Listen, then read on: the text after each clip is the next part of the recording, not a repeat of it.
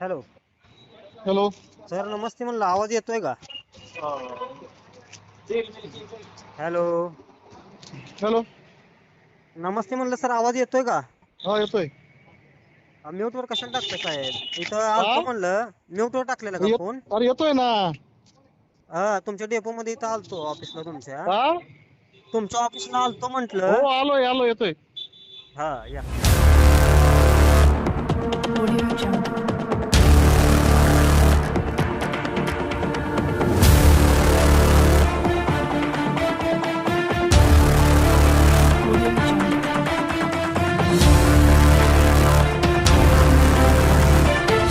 नमस्कार, आपण पाहताय महाराष्ट्र पोलीस न्यूज 24. आज पंढरपूर सारख्या पवित्र तीर्थक्षेत्री ही घडलेली घटना अत्यंत संतापजनक आहे. पंढरपूर हे संपूर्ण महाराष्ट्राचे श्रद्धास्थान असून येथे स्थायिक नागरिक, वारकरी, भाविक आणि पत्रकार यांना सन्मानाने वागणूक मिळणे अपेक्षित आहे. मात्र एसटी महामंडळ पंढरपूर तालुका व्यवस्थापक कार्यालयातील साहेब योगेश लिंगायत यांनी पत्रकारांशी बोलताना अरेतुरे अशा अपमानकारक भाषेचा वापर केल्याचा आरोप होत आहे. जर लोकशाहीचा चौथा स्तंभ असलेल्या पत्रकारांनाच अशा प्रकारे अपमानास्पद वागणूक दिली जात असेल तर सामान्य नागरिक, वारकरी व प्रवाशांची काय अवस्था होत असेल याचा गंभीरपणे विचार करणे गरजेचे आहे. एसटी महामंडळ ही जनतेची सेवा करणारी संस्था आहे, कुणावर दडपशाही किंवा अहंकार दाखवण्यासाठी नव्हे.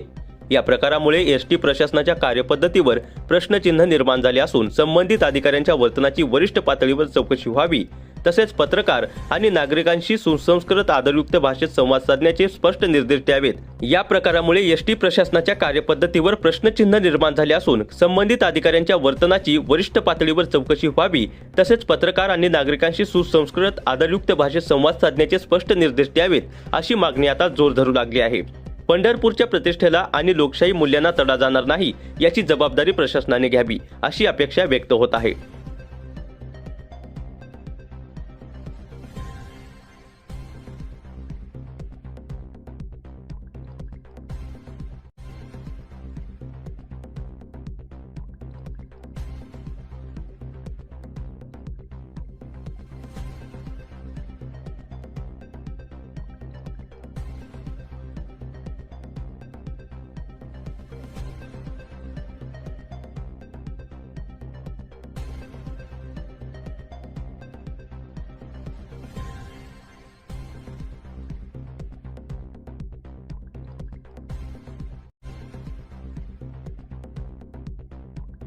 शिकायचं का नाही असा प्रश्न निर्माण व्हावा लागला.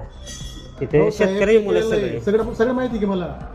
सगळं केलंय, सगळं करून बसलो. 2-3 ह्यांनी निवेदन दिले, त्यानंतर न्यूज टाकली, तरीही तुम्ही काय पाऊल उचललं नाही. साहेबांना सुद्धा वर दिलं. झालं का तुमचं?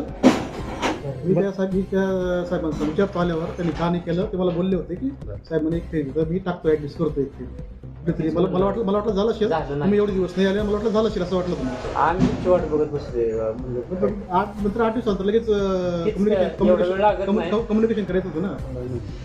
ज्या दिवशी तो विषय झाला ना, तुम्ही आते ना, त्या दिवशी मी साहेबांशी बोललो, त्या दिवशी पण बोललो, एक फेरीमध्ये घालतो असं ते बोलले होते मला. ते ट्रेनला गेले, ते आल्यावर त्याशी बोलतो. तुम्ही काय करा, साहेबांचा नंबर आहेत, ते ट्रेनिंगला आहेत, ते पुण्याला ट्रेनिंग चालू होते. नंबर नाही का? नंबर त्यांचा नंबर आहे का? तुम्ही असं आडव्यात का बोलता?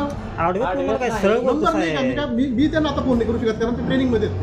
तुम्हीच बोलायला लागला साहेब, आम्ही नाही बोललो. काय आडव्यात बोलतो मी? आता तुम्हाला व्यवस्थित त्यांचा नंबर आहे का? ते आल्यावर तुम्हाला त्याच्याशी गाठ घालून देतो. तुम्हाला फोनवर बोलतोय, तुमचं- तुम्हीच तसं तुमचं- बोलताय साहेब. मी तुम्हाला व्यवस्थित बोलतोय, नमस्ते घालतोय, तरी बी तुम्ही काय व्यवस्थित बोलताय? काय तुम्हाला काय वाईट बोललो मी? तुम्हाला माहिती आहे आता काय काय वाईट बोललो मी तुम्हाला? तुम्हीच म्हणता, आता तुम्ही बोलायला लागलाय. मग विचारलं त्यांना तुझं झालं का, मी बोलतो असं. बरं ठीक आहे, असू दे जाऊ साहेब. ते आले का, पण तुम्ही एकदा गाठ घ्या. आपण तो विषय कधीपर्यंत आहे? 21 तारखेपर्यंत. या तांबुडी साहेबांचा नंबर घे रे.